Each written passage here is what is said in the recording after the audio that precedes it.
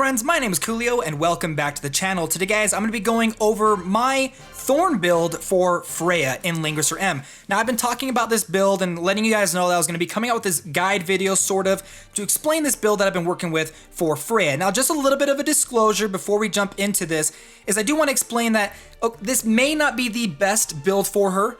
And on top of that, a lot of people probably agree that Vargas is the best tank in the game, with Freya as like a close second. However, ever since I've made this build for her, I haven't been able to stop using her. She's been so much fun to have on my team, and she's been really sort of OP. And so I wanted to kind of share this build guide for you if you guys ever want to try out Freya specifically in your own build, in your own team. Now, before we jump in and I explain how this build works, I do want to let you guys know currently I've got her at level 37 and I've actually upgraded her stars to a star rating 3. So both of those kind of contribute to the overall statistics that I've got going on for her, as well as for the class upgrade tree. I've gone straight for the Royal Vanguard, but I do plan on going and heading over to other areas and grabbing other bonuses. But for right now, I'll probably end up sticking with her on the Royal Vanguard because I am working for her final passive ability called Heavy Shield, which I'll explain in just a second. Now, on top of this specific build that I'm going for, with all the equipment items and the active skills that I do have for her soldier, the Elite Cavalry equipped onto her, and I'll explain that a little bit later once I actually show you some of the actual gameplay. Now, first starting off, let's go ahead and talk about her talent, which is called Sorrowful Choice. Now, with her talent, what it does is it will decrease the crit chance that an enemy has in attacking her. So when enemies attack her specifically, there is a 20% chance that their crit, like a 20% decrease to their crit chance. On top of that is before she enters battle, if her current HP is above 90%, this will deal damage to the enemy, and the damage dealt is equal to 2 times her specific defense. Now, her Sorrowful Choice will get more and more powerful as I star rank her up. For example, when she was at 2 stars, her health had to be at exactly 100% in order for this to go off. At 3 stars, it's at 90%, and I'm assuming once she gets to 4 stars, that will drop down to 80%.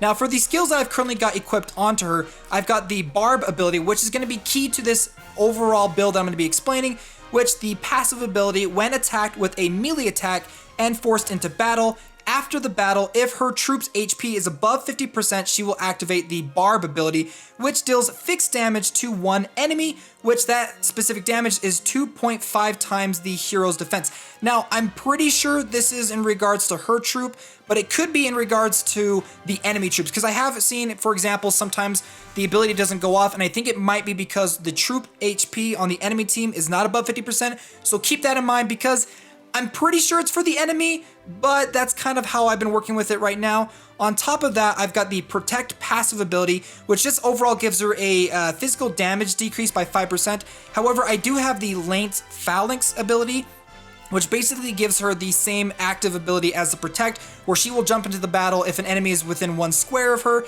or if an ally is within 1 square of her, she'll actually take that damage for them. Now, I do plan on swapping out this Protect ability for her final passive ability right here called the Heavy Shield, which when attacked with a melee attack, there is a 25% chance to decrease damage by 50%. Now, some of you might be wondering, well, Koolio, how come you don't swap out the passive ability right now for the Power of Hope? Well, currently for my team build, I've actually got Die Hard's Light of Hope to buff up any allies I've got part of the Origin of Light, and that includes Freya. So I decided I'd rather go for the 5% decrease rather than taking up some of her slots if one of my other allies is going to be using their faction buff. So those are the 3 active skills I've got going on right now. And then in regards to the class, like I said, I've upgraded her to her 3rd final class, and I'm working on continually upgrading her, unlocking some units, as well as her passive ability, but I do plan on maxing this out. Now, in regards to the soldiers I've got equipped onto her, I've got the Elite Cavalry. Now, the reason why I decided to add them onto the team is because it does give you a damage that is taken decreased by 14%, as well as having them as cavalry. It makes it so that she's no longer super effective to infantry units, which is really key because there's a lot of stages where infantry units will come in and attack enemies. They're one of the most used melee attack ranged characters, and so having that elite cavalry attached on top of her makes it so she doesn't take as much damage, as well as she's not super affected by the infantry soldiers. Now for the equipment I've got right now, I'm still currently going through and upgrading all of this. I plan on getting all of it to at least a maxed out level 20, possibly level 30. I feel like pushing it to level 30 is going to be using a lot of resources, and by the time I get to that point, I'm going to be unlocking more SSR gear. So as of right now, these are kind of some of the builds I've got, or some of the items I've currently got right now. And I would go in and actually show you some of the higher tier items that I would specifically choose for her, but I don't have them right now. This is just an overall build of what I've currently got going on. If you're going to be making this character, try to focus on items that give increased defense and increased magical defense and things like that to just help kind of alleviate some of those things. I've kind of gone with the Mithril Axe because it does give an increase to attack damage, because this build, like I said, is it's sort of an offensive defensive build. It's to punish the enemies for attacking me, and so having an increase to attack damage as well as defense makes it so she's a little bit more effective in the type of build I'm working with. Now the next thing I want to talk to you about is the enchantments. This is really like a super key part of this build, and the enchantments I've got is the Thorns, which gives her increased HP by 10%, which allows her to stay in the battle a lot longer. But on top of that is she has an ability called with the Thorns, where she is attacked, there's a 30% chance to reflect damage taken, this time by 50%. So it does 50% of the damage the enemy would do. This also works for ranged characters. So if a mage or an archer were to attack you from at least 2 squares away, it will still reflect damage back to them, even though she's a melee character, which is really, really awesome. And then the last thing I believe I actually forgot to show you is the Lance Phalanx active ability, which is also another big key part of this build. When activated, her guard range is then increased to 2 blocks, so she can really protect a lot of her units. That's an ability that that Vargas has as well. However, there is one major difference that this one does. Now, her defense is increased by 20%, but this is where the other part of this build kind of comes in. Now, when she's attacked with a melee attack, she will always trigger Barb, which does fixed damage after the battle, and I believe it's the same amount of damage that the other Bard does, which is 2.5 times her hero defense. So basically how you're going to do with Freya is you're going to jump into the fray, make sure you have all of your teammates around you at least by 2 squares, activate the Lance Phalanx, and essentially what happens is if everything comes to plan, first off, her Thorns ability will activate, making sure that any damage attacking her will be reflected back, followed by the Sorrowful Choice, which she will then deal damage before the battle even begins. And then once you jump into the battle, she'll take some damage, and then once you jump out, they will take 2 Barb attacks following that. And I've actually come across certain stages where I've been attacked by 4, 5 enemies. She's deflected all of their attacks. I've got a healer that's right by her side that gives her a healing bonus, so it keeps her in the battle a lot longer.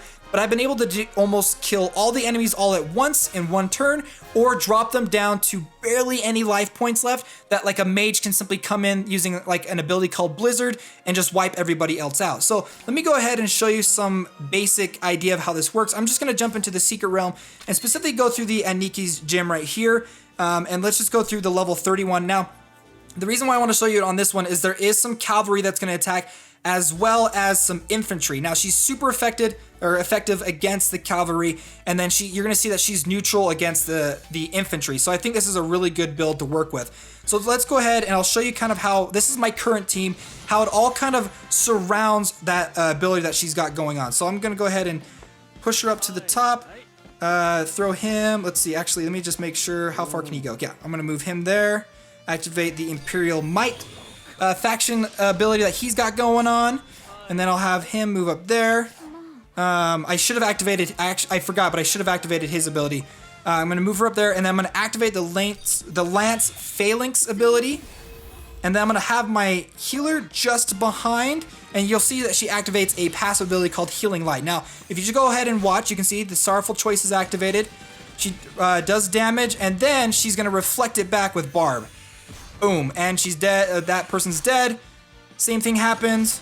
She takes a little bit of damage, and then she's gonna reflect it right back and pretty much eliminate both of those without even losing like any health because of that healing passive bonus. That healing passive bonus from Tyrius. She's like can really take a lot of damage. So we're just gonna continue to move our characters forward. I'm gonna just see how far they can each move. because I want to make sure that they all stay within range of that ability. Let's go ahead and then activate the Light of Hope, which will make her even stronger on top of what she already had. Move her right there, and then move this. Heal her up so she is prepared to take some more damage.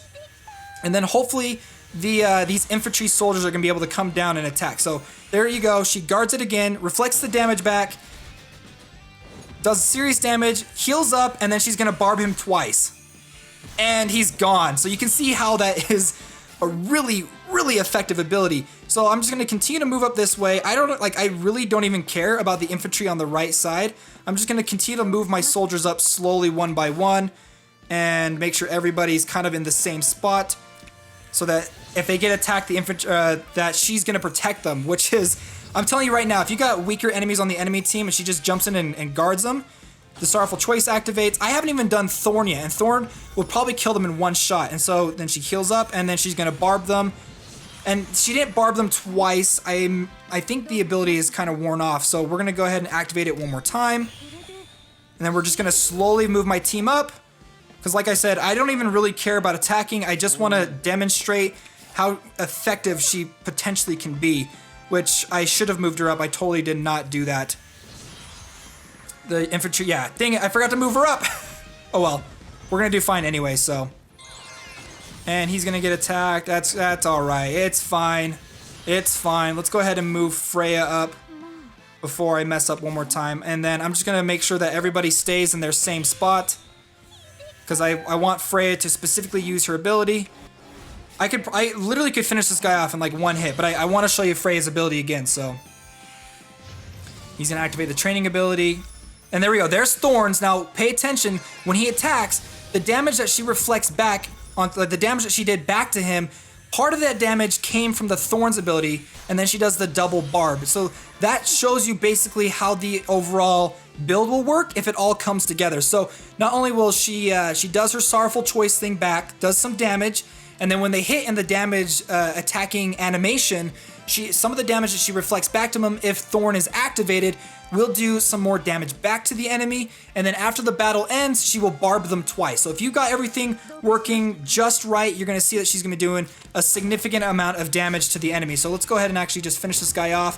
I'm going to let everybody else just stand so that Freya can show off her moves one more time for you guys. Guard, Thorn, Sorrowful Choice, does some damage. She takes some damage, reflects it back, and he's gone. So there you go. That is my Thorn build for Freya. And I'm telling you, yes, Vargas' resurrection ability is really, really good. It can help you stay in the battle. It can help you overcome certain challenges. But I'm telling you, this offensive, defensive build for Freya is so much fun. And if you got it all set up just right, you're going to fly through some like levels but you do have to pay attention to your character's positioning, but once you've got it just right, she is just taking everybody out, and basically it makes it so any enemy that attacks you, they're going to suffer the consequences. So even if you're playing defensively, you're still getting that damage out on top of them with Freya. So I hope you guys enjoyed this video, and if you did, don't forget to hit that like button and subscribe to stay up to date in the latest with Langrisser M. Alright friends, I'll see you next time.